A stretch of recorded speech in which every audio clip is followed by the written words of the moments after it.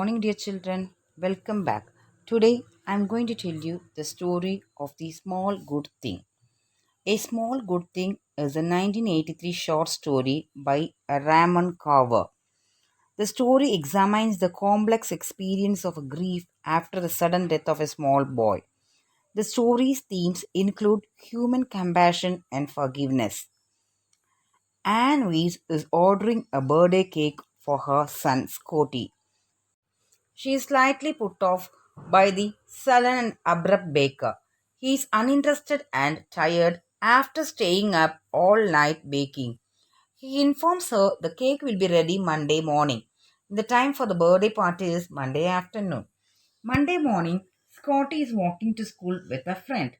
They share a bag of potato chips as Scotty pesters his friend about what he is getting Scotty for his birthday.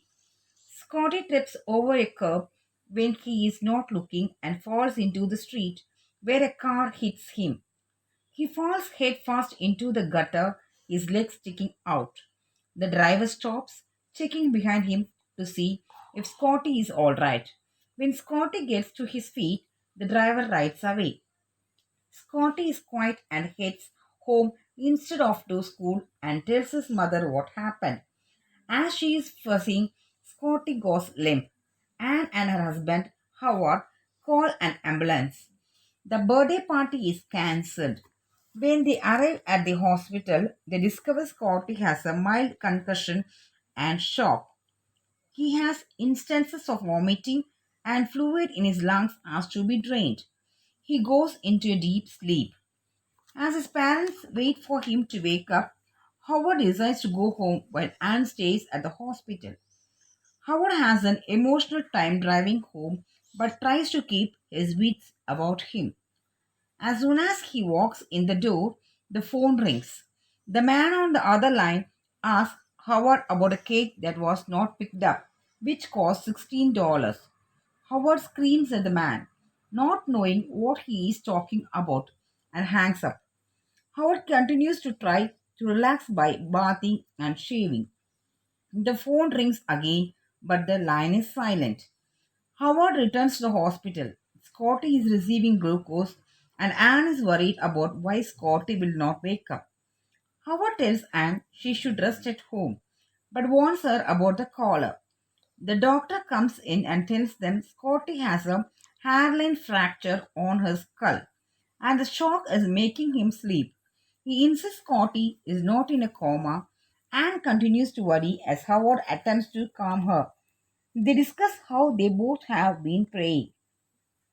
A doctor from radiology arrives and informs the couple they need more x rays and scans of Scotty's brain, but tells them not to worry. After the scans, blood is drawn from Scotty. Later, the doctor arrives and says all of Scotty's tests were negative and he should wake up at any moment, but he begins referring to his sleep as a coma.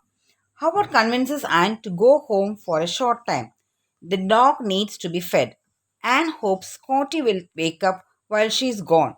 On her way out, Anne runs into another family who is in a similar situation as she and Howard. The son was stabbed at a party for no apparent reason and is in surgery. She wishes could stay and talk with them, but she leaves the hospital and heads home.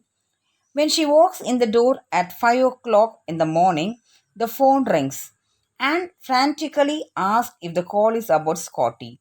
The voice replies, "That is it," cryptically, then hangs up and calls the hospital asking about Scotty. But there has been no change. Howard believes it is the same caller he experienced and returns to the hospital and asks how the other boy's surgery went. Unfortunately, he died. As Anne arrives at Scotty's room, Howard tells her the latest news. A neurologist is with the current doctor and they have decided to operate. They believe something is wrong regarding the fracture. But before that news can sink in, Scotty wakes up. His eyes are unable to focus on his parents. He screams loudly, then Scotty dies. The doctor tells them it was a hidden occlusion and there was no way to detect it. If they had found out about it, Saving Scotty might have been possible, but unlikely. The doctor apologized to them.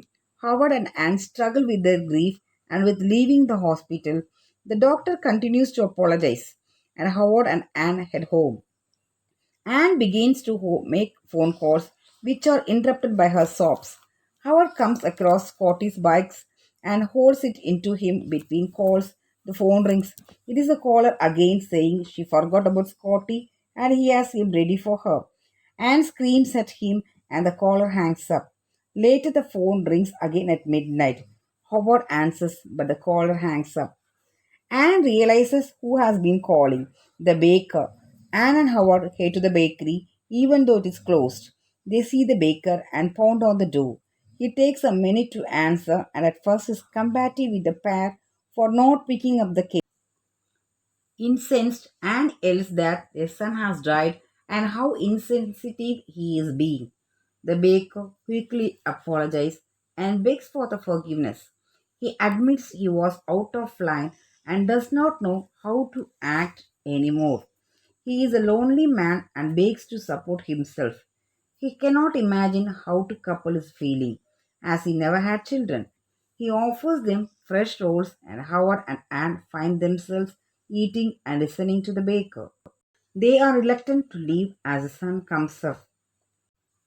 In A Small Good Thing by Raymond Carver, we have the theme of connection, helplessness, loss, conflict, communication, isolation, and loneliness. The theme or idea of isolation also appears to be evident in the story. Thank you, children. I hope you all enjoy the story. See you in the next class.